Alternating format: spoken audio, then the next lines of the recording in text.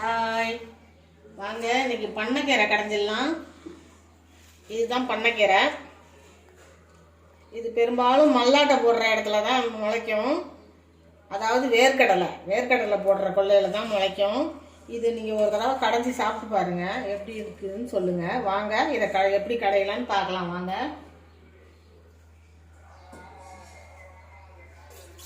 அதுக்கு ஒரு சொம்பு தண்ணி விட்டுக்கலாம். ஒரு பாத்திரத்தில் தண்ணி கொதிக்கட்டும். தண்ணி நல்லா சூடு ஏறிடுச்சு. ஒரு 4 பச்சை மிளகாய் போட்டுக்கலாம். கீரை அள்ளி போட்டுடலாம். இந்த கீரை கொஞ்சம் காரமும் புளிப்புமா இருந்தால் தான் நல்லாயிருக்கும் சாப்பிட.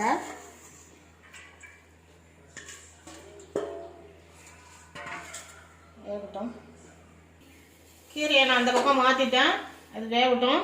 அதுக்குள்ளே இங்கே வெங்காயம் வதக்கிக்கலாம். எண்ணெய் ஊற்றிக்கலாம்.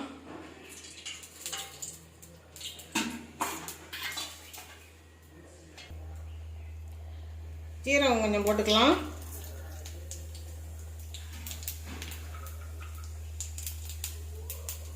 பூண்டு போட்டுக்கலாம்.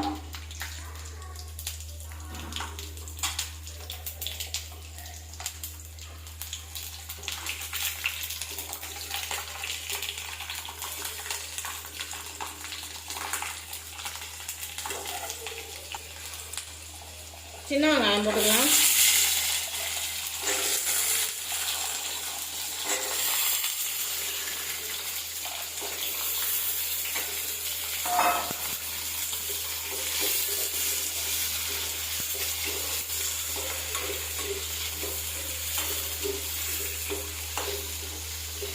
வெங்காயமும் பூண்டும் நல்லா கொஞ்சம் செவர வதங்கட்டும். அப்போ தான் நல்லா கீரை வாசனையாக இருக்கும்.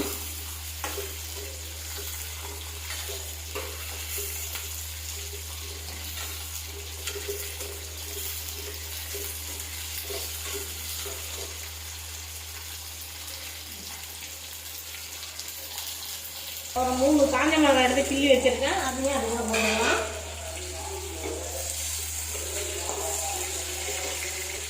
ஒரே ஒரு தக்காளி, அதையும் அதுக்கு போட்டுக்கலாம்.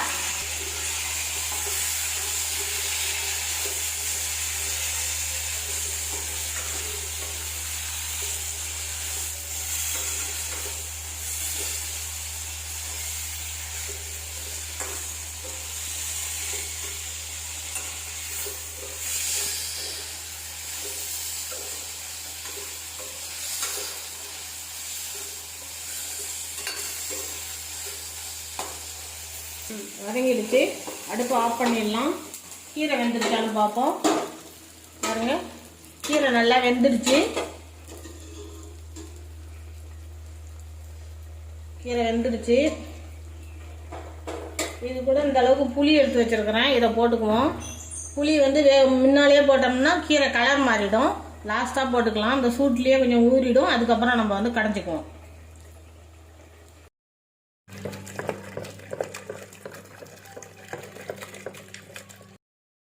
வாங்க, கீரை கடைஞ்சாச்சு. கீரையை தாளிச்சுக்கலாம்.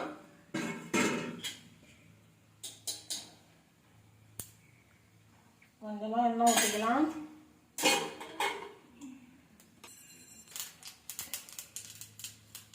கருவேப்பிலை போட்டுக்கலாம்.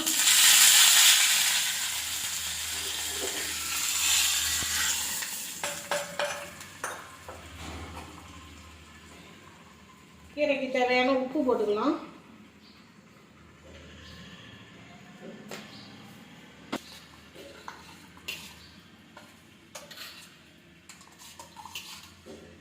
சூப்பராக பண்ணைக்கீரை ரெடி ஆகிடுச்சு. இதே மாதிரி நீங்களும் செஞ்சு சாப்பிட்டு பார்த்துட்டு எப்படி இருக்குன்னு சொல்லுங்கள்.